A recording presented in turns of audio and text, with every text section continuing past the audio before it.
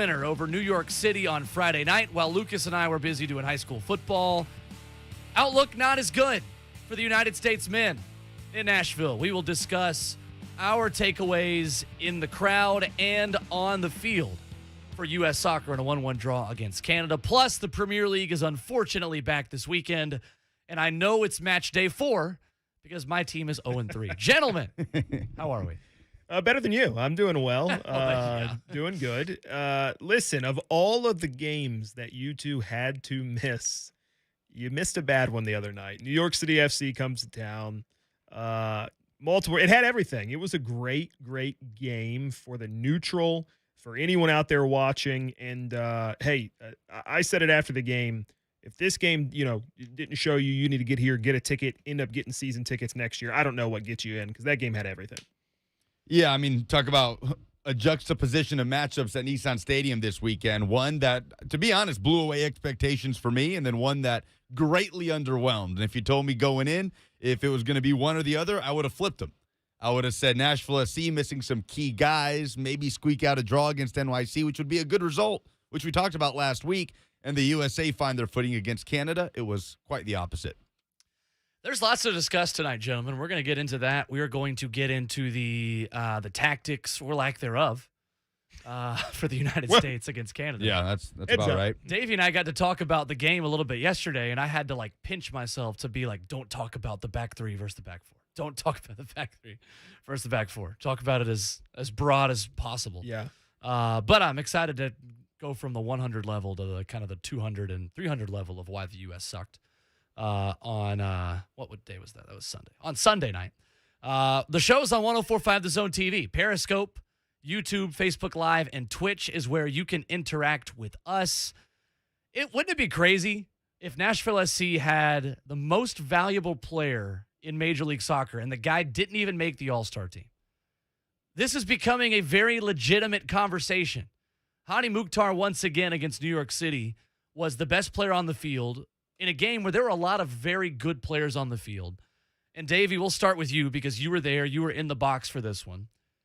It makes up for Nashville SC having to miss so many good players, 2 of them that were in the stadium on Sunday night for the U.S. and Canada respectively as well. Hany Mukhtar has become an eraser for when you are missing a lot of talent on international breaks. Another terrific night for Nashville Star. Yeah, you're absolutely right. There's a lot missing for Nashville the other night. Now, look, here's the thing. If you're out there, you were at the game, maybe you're not plugged into MLS quite as much as us three or some of the other podcasts in the area, your brothers, the Speedway Soccer guys, whatever. Look, here's the truth. New York City was missing quite a bit as well. Maybe not caliber player-wise the same as Nashville, but I think they were missing 3 center backs and their central defensive midfielders. So that's pretty hard. One of the guys they fielded at center back the other day had played 45 minutes before the game, and then he had an own goal by half. So he had played a game's worth of minutes and had an own goal. So his XG, his expected goals per 90, pretty solid for him. That being said, you can only do what you can do. You play the people who are on the schedule, and that's who Nashville had on the schedule. To have Walker Zimmerman out, Alistair Johnson, Randall Leal, Anibal Godoy, all of these guys missing, and to put in that kind of performance, which was absolutely dominant on the score sheet, really, really impressive result. Didn't start out that way, though. Started out pretty slow for Nashville. I think at the 24-minute mark, shots were 9-2, advantage towards New York City. But all it takes is one, and Hany Mukhtar was that moment of brilliance early on. Able to shrug off the defender, nice near-post goal, and that kind of just started everything up. And look, you can't say enough about the guy. He's been outstanding all season long, really going back to this time last year when he started to put it together, September, October last year. He went on a good tear towards the end of the season, was the best player on the team. And I'll say this because it'll be my refrain later when we're talking U.S. men's national team. Your best players have to be your best players. Mm-hmm. And that's like dumb coach speak, and people get annoyed at that kind of stuff. But that's the truth. Hany Mukhtar is this team's best player. He's playing like it right now. And, hey, what do you know? The team's up second in the Eastern Conference, top 5 in everybody's power rankings. There's no one in MLS is scoring and linking up, providing service the way Hany Mukhtar is. No one in MLS is, well, one other player in MLS is close to double figures in both of those statistics, and that's Nani in Orlando City. Hany Mukhtar's got 10 goals, 8 assists on the year. Nany, you give him 9 and 7 assists. Otherwise, nobody's close. Nobody. He's doing both right now. He's providing service, and right now what he has between he and CJ Sapong is right there at the top of the league with the best duos in MLS right now. And it's really amazing what they did on Friday. I did not expect it. 104.5 The Zone TV. First comment goes to John on Periscope asking, if the season ends today, Mukhtar should be an MVP candidate, but is he flashy enough for it? Is he or is the team flashy enough is the question. Well, I think those are both fair questions. Look, I think that Hany Mukhtar, at this point, when he is in the 18 with the ball on his right foot, there's no question that he's at least going to put it on frame. The question is, how's he going to make this happen again? There's no doubt in my mind that if Hany Mukhtar is one-on-one with a defender, he's at least going to force a pretty terrific save. But usually, it's that he's going to score. And credit to Lucas for being ahead of this opinion early on this season. Hany Mukhtar is Nashville SC's best finisher. Credit to CJ Sapong for being pretty terrific this year. But Hany Mukhtar is your creator that has now become a better finisher this season and has kicked into another gear in that respect.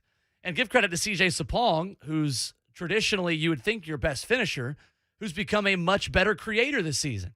CJ Sapong continues to be the link between the defense, the midfield, and the other guys playing with him on that front line. I've been blown away by the way CJ Sapong has kind of expanded his game to allow Hany Mukhtar to be more of a goal-scoring threat. Well, and that's what we went back to again last year where we said, hey, you know what? If Hany Mukhtar had that forward, how much better does he look when Yonder Cadiz gets up Right. to where we want him? That's what we kept saying over and over and over. And, the other argument was, hey, how good would these forwards be if Hany was playing just a little bit better? And then you kind of see it's a bit of both, right? You've got those two guys. I think they're as in sync as anyone in the league right now. They are the most dangerous attacking duo in the league. Randall Leal's been starting. I think Daniel Rios is looking good in the moments that he's had. Absolutely. Gary Smith seems to be saying the right stuff to say Eke Loba is going to be getting more and more minutes soon, especially as we get into the important moments of the season. And I think that should make fans happy. I know the guy hasn't gotten on the score sheet yet, but I just continue to be impressed with the way that he plays the game.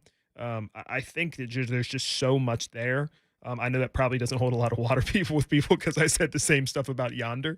Sure. But I think the guy has the tools, and I'm excited to see him get more minutes. It's just been fun to see CJ Sapong kind of have this little mini career revival in Nashville. It really has. Because he really established himself as a veteran MLS player that would always provide goals. 2020, he took a dip, wasn't available a lot for Chicago, ended with 2 goals in all competitions. But at 32 years old, he's had quite a revival here, and a lot of that to do with Hany Mukhtar. And I was scouring through some MLS leaders before the show. I cannot find a duo in MLS that has more combined goals and assists than Hany Mukhtar and CJ Sapong. 31 combined between the two of them. I'm sure Ben Wright's listening, and he'll immediately call me out if I'm wrong. So if you don't see Ben in the chat, Perfect. then I think I'm right about this. But from everything I looked at, that duo right now on paper is arguably the most productive duo in MLS, which I certainly we would have had high hopes for that, but I don't think anybody would have had that expectation going into the season. 3-1, the final score, of course. Hany Mukhtar was terrific. Dan Lovitz is continuing to be really comfortable on that right side of the defense, and really you would say the right side of the attack for Nashville SC.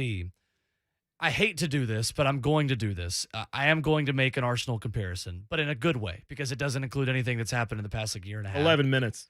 Do you remember? Yeah, over there, under. It's okay. No, I think you'll agree with me on this because it happened in the FA Cup run. When Bukayo Saka was playing the left wing-back hybrid role for Arsenal in the FA Cup run, and he cut inside, and you had a winger in Aubameyang go outside. And so you were almost having a third center midfield player playing inside. Yeah, I mean, it's the inverted winger idea, right? It's the inverted wing fullback. back. Yeah, right. Dan Lovitz is kind of occupying that space that's allowing, in this game, Eric Miller, and in the past, Alistair Johnston against Atlanta, to make those runs to the I outside. think that's fair. It's giving one of your best creators in Dan Lovitz an opportunity to be more creative. And it's so sad that we talk about so much directness. And Nashville they've got a purpose with their possession. It's direct. They know where they're going. They know where the next pass is. And then you talk about the U.S. men's national team. that played on the same field. And I don't know what their plan was. And we watched them for 90 minutes, and I stood the whole time. And I still don't know what their plan was in that game. I know what Greg Berhalter told us the plan was in that game. But with Nashville SC, and we're not going to get into the U.S. yet. We're going to spend plenty of time on that. But I make the comparison to say, when Hany Mukhtar has the ball, there is a plan. When CJ Sapong has a ball, there is a specific plan. These players know where they're going. They know what runs to make. Daniel Rios is providing more space behind the lines now that's creating more for these guys in the attack. I think there's just so much to like about this group right now. I think Brian Anunga has been terrific, especially when Dax McCarty goes out. We haven't even talked about the fiasco of the red cards yet. Dax McCarty goes out, and yeah, it's 10 against 10, but Brian Anunga has to play a much bigger role. And you look at you see Alex Muehl come into, Daniel Right. Rios gets pulled. And Alex Muehl, that's something that I think we should touch on. The guy's kind of shifted positions over the course of the season. Yeah, he He's has. become the next midfielder in outside of Anunga. Right. Replaced Matt LaGrasse in a lot of ways for getting the bulk of the minutes there. I think he's been really, really good there, man. And then, hey, you got to shout out Taylor Washington, too. You can't say enough good stuff No about the doubt. guy. The performances that guy's put in this season have been unbelievable. And I truthfully, I get further and further along. I think Gary's lucky to hold on to that guy, man, because I think he's like borderline starter quality in MLS, especially in a back three. I would agree. And He's so- worked his way into a really reliable right role there. Yeah. And so I mean, now look, when you've got Alistair Johnston, who again, talk about a guy who Gary's going to be lucky to hold on to. But if Alistair Johnston stays, he's going to be firm on right back. Lovitz is going to play left back. So I could see Taylor Washington moving along eventually because he's that good. He's played great, He man. really is. So it's a good problem to have if you're Gary Smith, kind of a third fullback who can fill in, no questions asked. And hey, shout out Eric Miller too. Looked good the other day. I was going to say, you've got two guys. The fullback position has become so interesting, I think, in the evolution of three in the back across world soccer. That you have a lot of guys like a Cesar Azpilicueta, like I don't know who else. I mean, João Cancelo maybe a little bit, that can kind of play a right center back and also be a right back. And then you have a lot of these right backs that are right wing backs exclusively. Marcos Alonso is not a left back for Chelsea. He's a left wing back. If Chelsea wants to play a back he's four, keeping a left back off the field. right. He's keeping Ben Chilwell, a guy who just Right. started the Champions League final, played out of his brains off the field. I Right. mean, so it's pretty wild. Yeah. You've kind of got three types of fullbacks in the game right now, and you've got the kinds that are primarily wingbacks, but could maybe play a little out of shape in a fullback role. You've got just the do-it-all guys that can do everything, and then you've got the one that's a little better as a left center back or a right center back, Sure. who can play a fullback as well. Nashville has all three of those. Yeah, I was going to say, it makes That's what I'm sense saying. why they've stuck to this, Right. because they've got guys that are Right. malleable in that sense, that can split out and be a steady right back. Alistair Johnston, he didn't play as a right center back in a back three until Canada asked him to this year. Right. And Well, now he's doing it in a seamless way for Nashville. I think Alistair Johnston and Dan Lovitz are both kind of do-it-all guys that can play all three. Lovett's probably a little more suited for left back and left wing back. Eric Miller's a guy who I think is better suited as a right center back with his pace as he grows into more of a veteran role with more cover on his outside. And then Taylor Washington is a perfect left wing back who can also do a great shift for you as a left back too. I know Gary Smith loves having that kind of versatility. And I don't know if we've done enough of this year. We'll go to break here in a minute. Gary Smith deserves a ton of credit for the way he's managed this team. A ton of credit. Because if you look at the amount of turnover he's had, the amount of changes, Dax McCarty, who's been in and out, Anibal Godoy with an injury, Walker Zimmerman with an injury. If you tell me going into this season that Yandere Cadiz is going to have the season he's had, that Walker Zimmerman's going to deal with an injury, Anibal Godoy is going to deal with an injury, Dax McCarty is a little bit in and out, and Alistair Johnston is playing every possible game for Canada, I'm a little worried this team is in a playoff position right now. Until we tell you that Hany Mukhtar and CJ Sapong are the most productive duo in MLS. That's correct. Which Ben has all but confirmed in the chat. Thank This you, Ben. team has continued to hit on buying low, and we don't know yet, but potentially selling really high with more guys than they've missed on. And that's really, really impressive at this point of the season. That being said, guys, there's still so many road games left. This weekend. I have to temper the expectations just a little bit because it's been all positive so far. And you know how I operate. There's never a situation where it's all positive until this team lifts a trophy. This team still only has one road win. Go prove to me that you can beat Cincinnati I'm on in the road, same boat. that you can beat a lot of bad, because there are a lot of bad teams coming up on the road.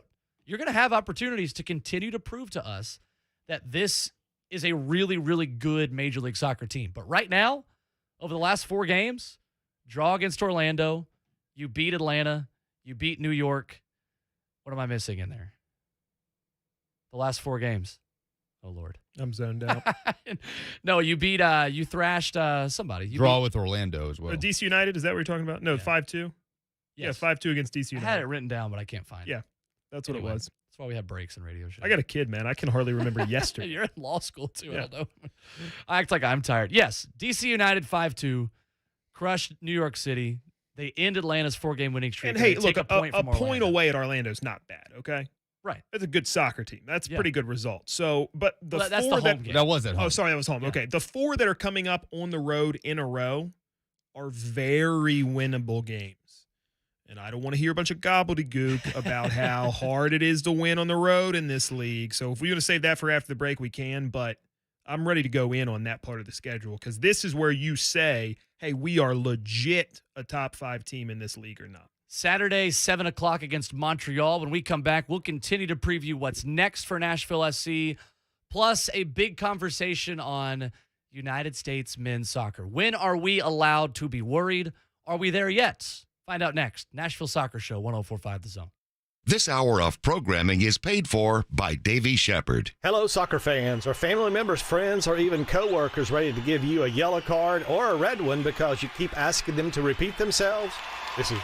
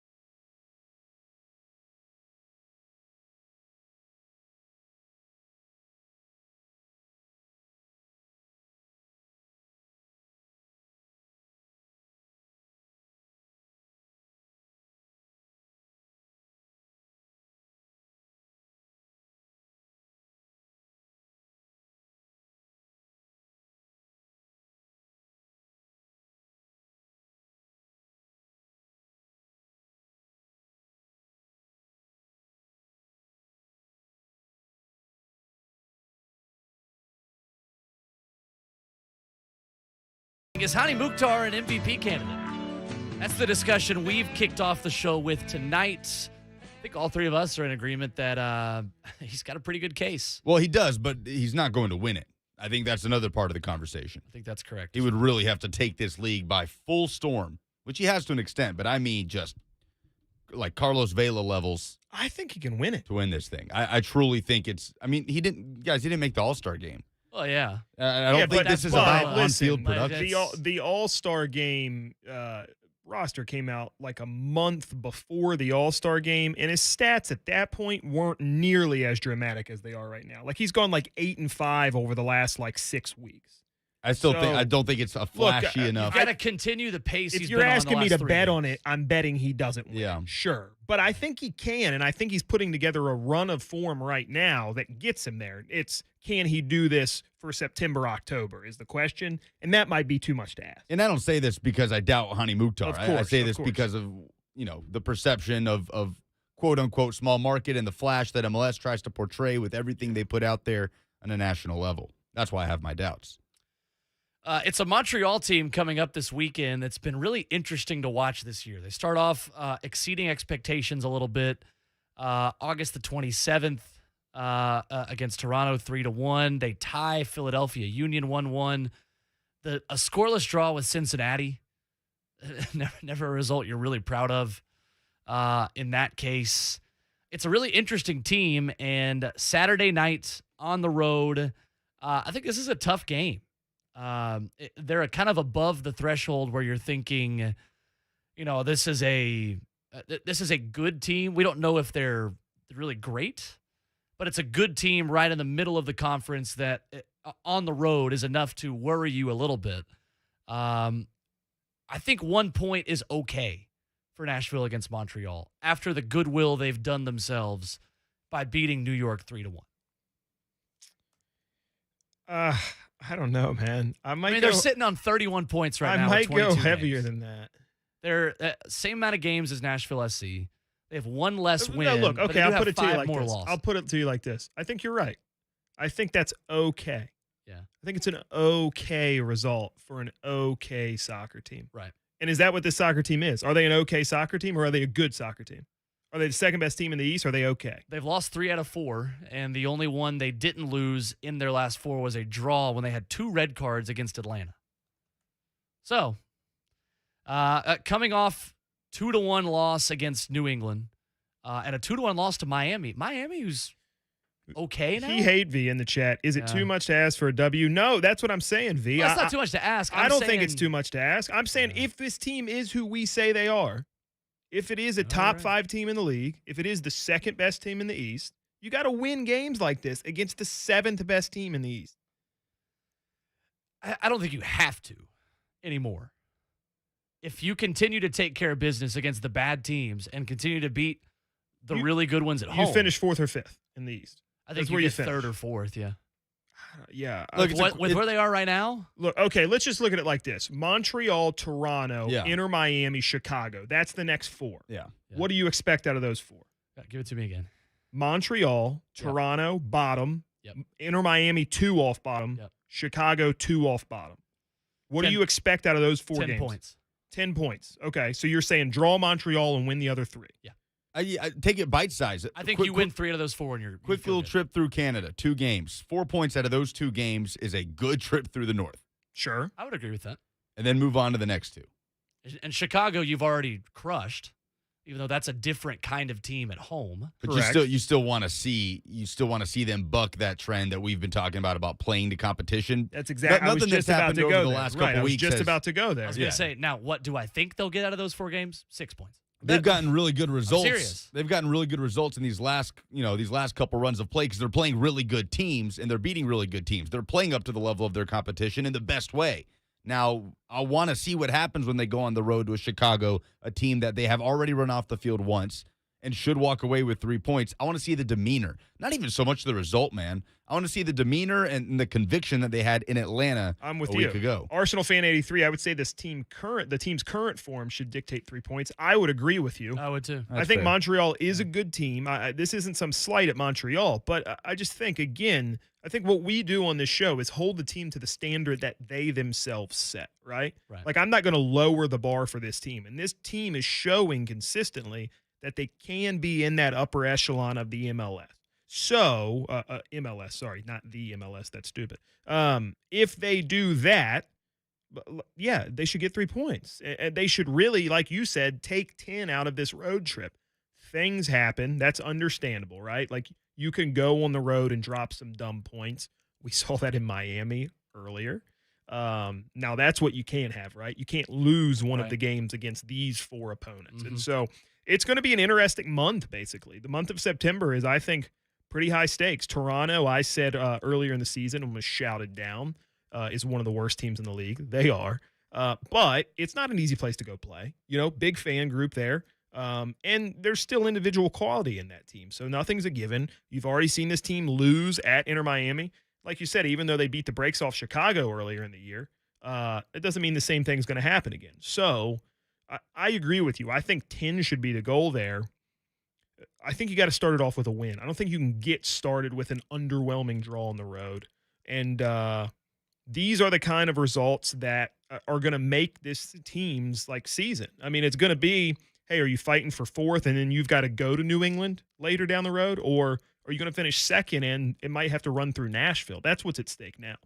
I went full shepherd a minute ago. I was reading the recent results from top to bottom like a normal human, when in reality they were listed from bottom to top, their most recent games. So it was 3-1 over Toronto, their last result, 1-1 Philadelphia, and scoreless draw against Cincinnati. I had it right the first time. But it matters just as much the way these games play out. Because we're not just upset about the results a lot of times when this team is on the road. We're upset about the way these games are played and their approach to them. So that, to me, that's just as important. If they come out 1-1 in Montreal and it's frustrating, it's a frustrating game, maybe they gave up a penalty, they missed a couple chances, but they were direct, they had a plan, then that, that I think we're past that, though, at this point, right? I don't know. Yeah, but look, this team is still 2nd in the East. I know. I'm with you there, but that's why For I'm me, saying, it's just as much about the mentality going on the road. If this team doesn't have a chip on its shoulder about showing, okay, let's be who we are at home on the road. Let's make that our environment. That's the one thing that we hadn't seen until Atlanta, and then we've had a break since then. I need to see them pick right up where they left off in Atlanta on the road. Well, and I think, too, this team has learned more how to be more clinical and how to have a plan on the counterattack specifically. Because this team did not have all the possession that it typically has at home, even against good teams on Friday. It was 43%. They gave away a lot of the ball. Didn't have a whole lot of the ball, and that was my chief concern coming out of that Miami loss, was that in the second half of that Miami loss, Nashville had 40% of the ball and didn't even look the more dangerous to break the deadlock when there was a deadlock against Miami. And I think the interesting thing is here, the likelihood is that you're going to be without Dax McCarty for 3 of these 4 games. And so let's get into that too. Look, I don't think it's a huge – that sounds bad. I was going to say I don't think it's a huge loss. I didn't mean to say it like that, though. But I don't think it is as killer of a thing as it could be. As it would have been last year. Before the emergence of Brian. No, it's more a compliment to who's behind him. Can you kind of listens here and there? Shout out to our boy. Can you kind of walk us through from your perspective? Yeah, I will, and I'm sure we're going to get comments in the chat. So for me, I'm personally understanding of the red card. I think it was the ref who had already lost control of the game through his own stupid actions. But so I can't even, and Gary said the same thing after the game.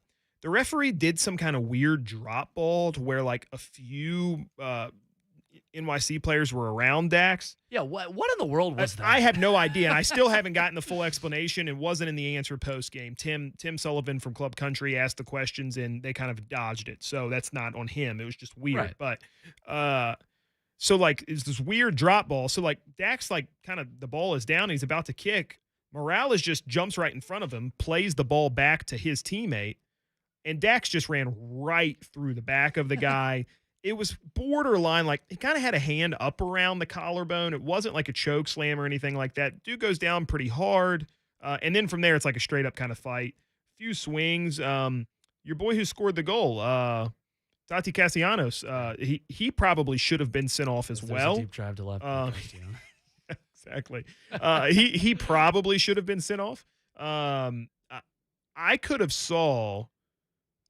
You can sell me on a red card for Dax there because I think his intent was worse than what actually transpired. He ran right through the back of the guy and kicked the whole thing off. So I think the intent is worthy of red there. That being said, if you're going to give a red based on intent there, I think you have to give more reds based on action on the other side. Well, I think we're used to the penalty or the card or whatever being given for the retaliation, right? In soccer and football, yes. This was a case, I think, of the punishment being handed out for the instigation. Well, but he gets Morales too, right? Yeah, He gets them both, and he says, "Hey, both of these things have happened." Which I'm fine with the Dax. I think in his mind, he leveled ejected the source of that entire bust up. The problem is when you say you're going to video to review stuff, you can't then not call the stuff that happened very clearly. And again, the guy then later scores a goal. It was meaningless at that point in time. But that being said, Dax is gone for 3 games. Brian Anunga has played great. Anibal Godoy gets back in time for the game against Montreal. I don't know that he plays in that game. But he will be available just via, international duty is over. So it's interesting is it Moyle? Is it maybe Alistair Johnston at midfield? There's options there with how good Lovitz and Washington have been playing. Or is it just Matt LaGrassa, who we've seen start games? He started away at New England and played very, very well in a 0-0 draw.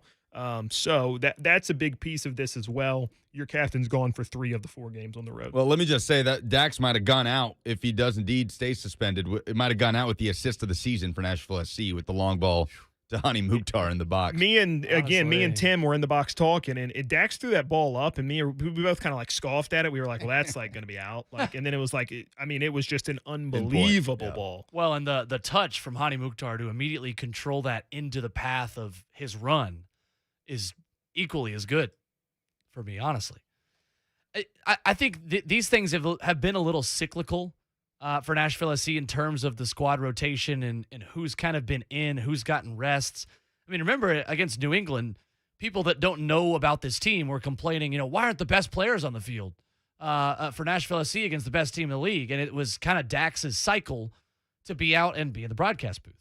Like he was that night. It was kind of time for Dax McCarty to have another cycle of being on the bench a little bit, being a substitute. And, he's not 24 anymore. He's not like me and Lucas. Like, he's not in his 20s anymore, and he's got to rotate out a little bit. Appreciate that. Oh, what are you talking about? Man. Wait, not like me and Lucas, he says. He's not young you're not like 24. Lucas and I. This leaves me out. Not young and full I'm of life. in my like prime us. here, man. I know, but you're not in your I was saying 20s. Like, you're not Am fresh I into older the than league. Dax? How old is Dax? No, let's find out. He's in his 30s for sure. I think he's 35? Okay, then I'm younger than Dax. Okay. Yeah, no, I think you definitely are. Dax McCarty. It's just a little wounding. 34. 34. Yeah, he'll turn 35 He's next about a April. year older than me. That guy's run a lot, though. Yeah, in and his even career. in Like, that you know New what I'm England saying. game, like you're playing for a draw there, and that's okay. Like Right, we all know yes, that they you're were. playing for a Yes, draw there, correct. and you can afford to make those lineup changes when you've got that mindset to sit back. I'm doing myself more harm by saying I'm 24 than I am doing you harm by saying you're not 24. Let's be honest. Then again, this is a late night soccer crowd. I feel 44, to be quite honest with you. Mason on YouTube chimes in. Lucas, good to know you have another burner account. It says, Lucas, I hope you get paid per hour and not salary. You working. Props. These are This getting is hard true, to keep though. track of. They're Lucas- getting hard to keep track of. Lucas is trying to figure out a way to make this. I have a burner account that starts with every letter in the alphabet. It goes A through Z. That's M. Do you share one with AJ Brown like last night during the Ole Miss game when he was like, "My bad, that was supposed to be for my burner account." AJ Brown, best Twitter follow in Nashville. I'll say it. Sorry, Will Compton. And him and V-Love both best Twitter account follows in Nashville. No, I was gonna say Lucas is the one that is in this building the most, which means he has to navigate which doors are closed on any given day in this building. Yeah, that's a whole other can of worms. If you know, you know. There's a shortage of caution tape in the city of Nashville because all of it's just blocking off different doors. Chime in at 1045 The Zone TV, Twitch, YouTube, Facebook Live, or Twitter because, gentlemen, we shift to a much more depressing conversation. Do we have to? We do. We should have now you know just how gotten I this out of the feel. way. Now you know how I feel when we have to talk about the Premier League in here. It's great. We don't have to do that today. We don't?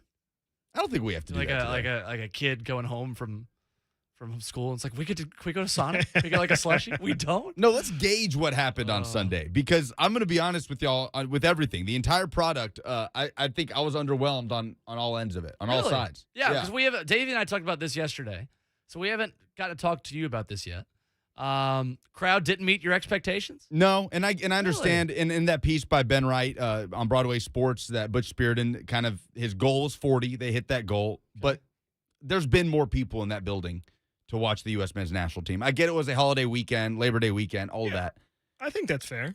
But there's been more people in that building to watch them play Jamaica in the Gold Cup. This is a World Cup qualifier. Everybody's there. Well, everybody was supposed to be there, Weston McKinney. But Can we talk about that too? Hey, no, Whoa. that's a guy. 43,000 to me was underwhelming. It was. We can't talk about that. We can talk about parts of it, not the rumors. I'm going to stay away from that. It was The report mostly that he didn't. It was a report. Who reported it? Well, the reports were that he spent one night outside of their bubble and then And then another brought night another an person unauthorized visitor. The So- rumors are based on who that person is, and that's what I'd like yeah, to we're not stay going to get away into from. that. Come to your own No. conclusions. But look, no, it is a bad look. I mean, it's an immature look. Theories from- were right basically yesterday. This is a guy that's supposed to be your leader, right? I mean, this is supposed to be a Sorry. contender for captain. Well, and that was the big thing. That's No, what you're they said 100% in right. between the El Salvador and the next game. He's Yeah. lecturing people and taking responsibility. We've got to be better, yada, yada, yada. And then he goes and does what he does. And I think, yeah, you've got to send the guy home. No, without doubt. And now Allegri, who's already been looking for a reason not to play him, is like, yeah, I think we've Easy got to enough. make the guy sit. Man. but I don't think Weston McKinney would have made the ultimate difference on the field. I don't know that anybody would have. No. I mean, if anyone was, though, Kellen Acosta's not an 8. Kellen Acosta is a good 6. Kellen Acosta as an 8 is not good. Kellen Acosta was not coming deep to pick up the ball. There was nobody coming short to help those center backs. And to roast those center backs, too, Miles Robinson, all this praise for him the other night. I'm not just saying this because he plays for Atlanta, and that's a rivalry with Nashville. Neither him nor John Brooks were taking their space in any opportunity to suck in that front line and break the line with any sort of passing. It was wait for a fullback, swing it out. It was so predictable. I said this in another Awful. group chat earlier.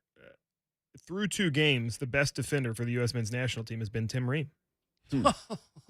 It's just the absolute truth.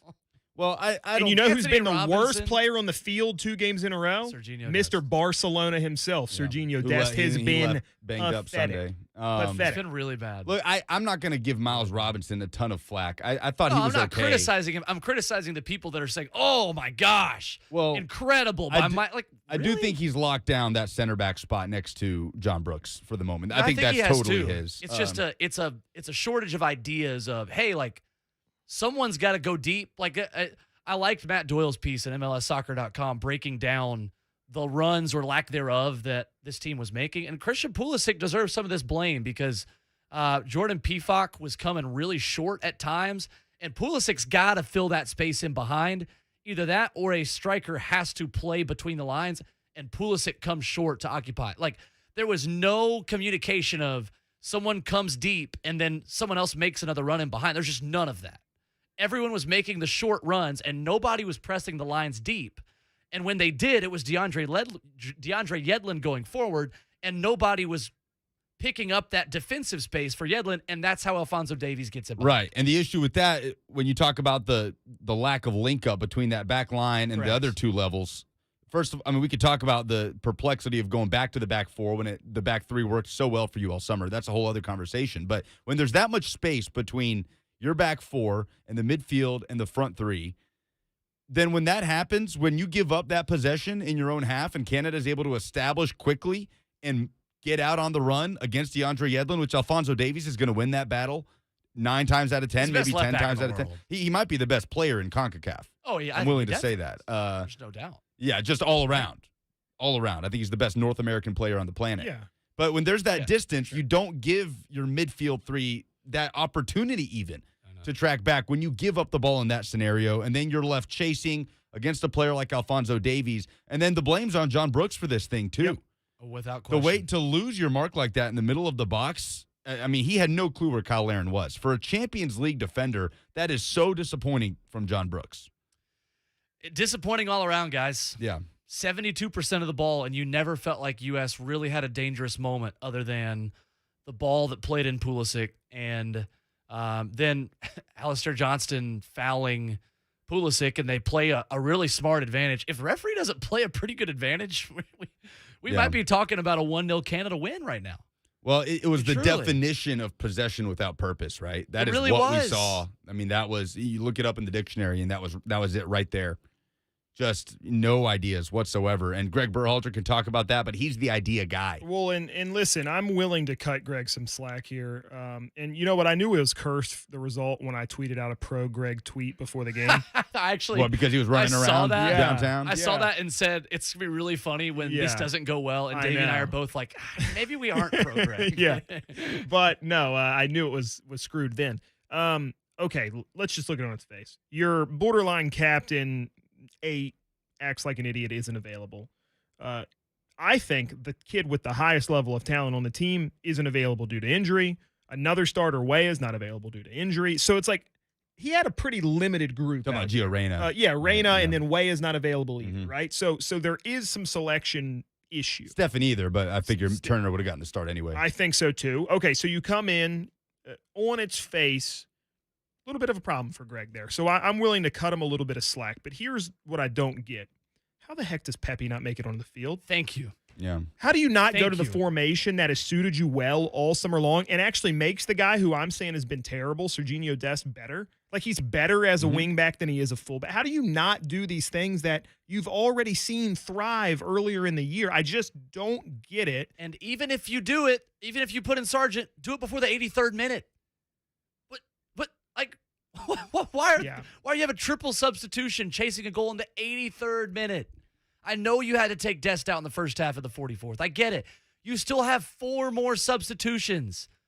How in the world is this so obvious to us So that right and not there, to them on the field? that is the most glaring thing about the way Greg Berhalter approached this game to me. Without That- a doubt. That nothing proved a lack of ideas or ingenuity more than just throwing 3 guys on the field in the 80th minute like you're throwing something at the wall to see if it sticks.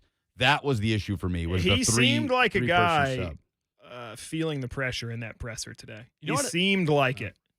And, I mean, that quote about, Ricardo Pepe will get minutes, the time just hasn't come in. Well, bro, the time was Sunday. You know what it That was? was the time. It was arrogance, is what that game plan was. It was we can have 72% of the ball and still break down Canada. Canada's better than that. Much better than that. When we come back, gentlemen, we continue the conversation with the U.S. men by looking ahead to tomorrow night. Late game against Honduras at 9:30 Central Time. What has to happen tomorrow, and when can we start to be worried about the U.S. in World Cup qualification? We'll wrap up the show coming up next on 104.5 The Zone. Hello, soccer fans. Are family members, friends, or even coworkers ready to give you a yellow card or a red one because you keep asking them to repeat themselves? This is Ronnie Bowling at Brentwood Hearing Center. Our doctors of audiology would like to visit with you, diagnose your hearing loss, and demonstrate the latest hearing device technology. Give us a call today at 615-377-0.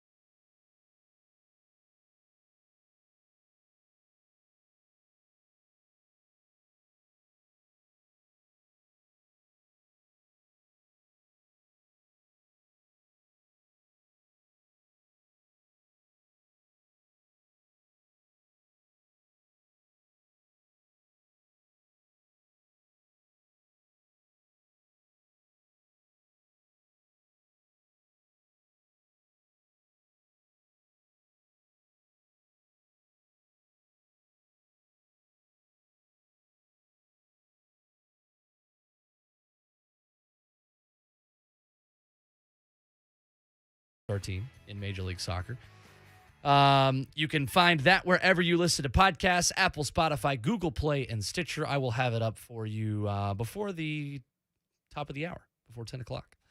Are we worried yet, or are we just kind of like annoyed? I'm not worried about U.S. soccer yet. I'm just kind of annoyed that it's like Andy Bernard in the car. It's like, I wanted it to go better. But like then I get out of the car and I'm cool. I'm annoyed, but a victory tomorrow, and I'm back to just totally level. I'm worried right now. You're worried? Yeah, I'm worried right now. And they're probably going to be okay. They probably are. They're definitely going to be okay. Well, yeah, but they were probably going to be okay in 2013. Oh, that's true. They were. Definitely true. That was the conversation. When they beat Panama and they scored 4 goals and Christian Pulisic scored and they went down to Trinidad just needing a draw, they were probably going to be okay. So that's my issue with kind of riding that wave because I got to see it. And it's not even – and I'll stick with the intangible things here for a second, which is annoying. I know that I can't dive into it and talk about formation and depth and whatever. But what we saw in the Gold Cup, and even going back to the Nations League, with an A team, then Gold Cup, BC guys, all the young, scrappy MLS players, it wasn't always pretty, right? Like we're not lauding the changes that Berhalter made and what he did specifically tactically here against Jamaica. It wasn't always pretty, but it was just the conviction and demeanor of that group that got it done. They found a way, and there was none of that. There was none of that with this group on Sunday. There was none of that in El Salvador with this group. That's where I'm really worried here because it feels like they've really lost a ton of momentum from that Gold Cup and Nations League run in the summer. I don't know if maybe they're feeling a little too confident, a little too high up. I have no idea. They should know that that's not the attitude to take into road games in CONCACAF. But, yeah, I'm in worry mode because until they qualify, I'm going to be because this is what we said last time over and over and over and over again. I just think the qualification process allows us to wait longer before we make that statement this time around. There's 2 more games. It's you get 14 now instead of the hexagonal being the way to do it. If you were 2 games into 10 at this point, absolutely, you're freaking out. I'd be in full freak out mode right now, honestly, because you've already had your easiest road game at El Salvador. It's probably the worst team left. So you've already you haven't gotten that. But again, you just have to average a win at home and a draw on the road. And you erase the draw at home by winning on the road tomorrow against a Honduras team that right now is in the 4th and final spot right in front of you. So, but let me ask you this. If they go in and they don't get the 3 points of Honduras, how does that mindset shift for you? I don't think it does at all because look around the rest of the table. Mexico has 6 points. They're the only team that has won 2 games. Panama just crushed Jamaica on the road. That's the most impressive result for me so far of CONCACAF qualifying. Other than that, everyone has draws and losses. Canada, Honduras, United States, El Salvador sit on 2 points. Costa Rica has 1 and don't look like themselves. It's not the same Costa Rica team that made a run in the World Cup not too long ago. And Jamaica, who was really close to getting a great point against Mexico, loses that one late in the first match Pretty day, brutal. then gets crushed by Panama, and now they're bottom of the table completely with 0. So I think if any other teams, look, if there was another team that was on 6 points, maybe I'm starting to get a little more worried because no one else has run away with it. And even in Mexico's 2 wins, they haven't been incredible. That's why I'm not waving the red flags. Even if they draw tomorrow, it's okay. Your backs are kind of getting close to the wall again, but there's still a lot of home games left. But even if they draw tomorrow, I think it would be a bad result because of. It'd be bad, yeah. Because if they do draw tomorrow, it would probably be similar to what we saw on Sunday and what we saw last Thursday against El Salvador, right? If they draw tomorrow, it's probably not going to be a barn burner 2-2 end-to-end game. If they draw at Honduras, it's probably going to be another lackluster performance with just a lack of attitude, just unable to get the job done. Yeah. And I don't know if you're going to see. That's more concerning to me than the results. I don't know if you're going to see Pulisic out of the 11 again. For a guy that's been out for a couple weeks with the COVID protocol, does Pulisic get the start from the gun again? You feel like he kind of has to. I think he does. But then you're kind of pushing him as an injury-prone guy. Yeah, but since when did national team managers care about that, bro? The guy's fighting for his job. I know, but he's going to start him. I think he will too. I just would have played him going 90. I would have played that bullet against Honduras rather than at home. Because that's the biggest concern I have at this point. Is you played a lot of your bullets. You played a lot of your cards at home when you really shouldn't have needed to try to squeak something out. You got to find a way to finish that game 1-0. You just have to. Show you have a pulse. Show you have a pulse in Honduras. I'm with you. I do think the El Salvador result isn't a bad one, though. No, it's not. I said that before the game. I And- said that on our show last week. Right. Did you people out there listen to me or not? And it's where a lot of people that in Nashville, and I get it, a lot of Nashville people are tuning in for the first time to this Canada match, and all they hear about is, oh, U.S. missed the World Cup, and then now they just played really badly in my city. And, yeah, Canada match was very disappointing. This team's 2 out of 14 in. Give it time. I still think this team wins tomorrow night against Honduras. This is our first opportunity to learn if this group is different mentally. Yeah. If this team has the mental fiber that you hear so much from the European people talk about, just have a little bit of a backbone. It's been the complaint about Arsenal Football Club since I started watching. Have a backbone. Yeah, it's just not good enough. This right now. team, I feel like, has that personality. The problem is that the guy I think that has that personality the most is the one you just sent home back to Italy. And they have it in Weston McKennie. flashes. Like, you need a little bit of nasty in this game, and I'm afraid this midfield doesn't have that without Weston McKennie in there. You don't have the bulldog. And even though McKennie is more of an 8 than he is a 6, McKennie is nasty. Like, that dude is a fighter. Now, I think Tyler Adams long-term is the captain of this team outside of Pulisic. I think Adams is kind of the leader of this group. Just who he is, and he's been a leader coming up through New York for so long, but you need somebody to step in and take ownership of this. I think here's the deal with Weston McKennie is what you love about him is also what you're going to hate about him. Yep. And that's what we saw this weekend, I think. Like, I think he kind of thinks the rules don't apply to him, right? Like, he thinks like he's going to do what he's going to do, and he'll deal with it. And this is the game you kind of you want love that it when guy. it's on the field and he's, This is throwing the a game dude from you- Mexico on the ground. Right. You hate it when he's doing something stupid in the locker room or at the hotel and getting the boot. But he wouldn't have changed the plan or lack thereof. But he could have been a spark, man. I mean, you know how it is on the field, Lucas. He's an 8. Like, sometimes it just takes one guy. Go back to Kellen Acosta against Qatar in the semifinal of Gold Cup, right? You go into that, and he gets in somebody's head. He talks to him before a penalty. Oh, yeah, you're going to miss it. You already missed. You're going to embarrass your whole country. And then the guy misses it. I'd love So to know what he said. That's what he said. Oh, really? Oh, dude, you got to read the piece. It was unbelievable, man. Yeah, that's exactly what he said. You've already missed this. You're going to embarrass your whole country. And then he misses, and that's the ball game. No one's stock has risen more for me in soccer Agreed. this summer than Kellen Acosta. That being said, guy can't be a No, he an can't be a 8 for starter, this team. no. He's got to be he can start at 6. Maybe. Can't He's start not at 8. ideal. It's not an ideal situation if he's starting at 6, I don't think. U.S. Honduras tomorrow night. We will be reacting to that and much more next week. Special thanks, Fat Bottom Brewery, our partners. We will certainly be hanging out with them a whole lot. Lots of away days coming up. Stay tuned. Will, does for Arsenal more get on the that. board this weekend? I think they do. Norwich right. City. Battle for, it's a relegation 6-pointer. Sergeant at the Emirates hat-trick. this week. Shut the hell up. Talk to you next week on 104.5 The Zone.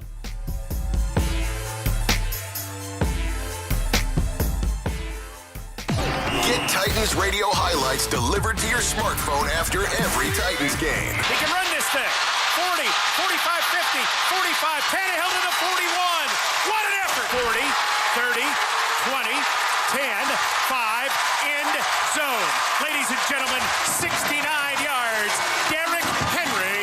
Touchdown! Titans! Subscribe to Titans radio highlights wherever you get your podcasts. Hello, soccer fans. Are family members, friends, or even coworkers ready to give you a yellow card or a red one because you keep asking them to repeat themselves? This is Ronnie Bowling at Brentwood Hearing Center. Our doctors of audiology would like to visit with you, diagnose your hearing loss, and demonstrate the latest hearing device technology. Give us a call today at 615-377-0420 or learn more online at BrentwoodHearingCenter.com. No more yellow cards for you. We'll help you stay in the game.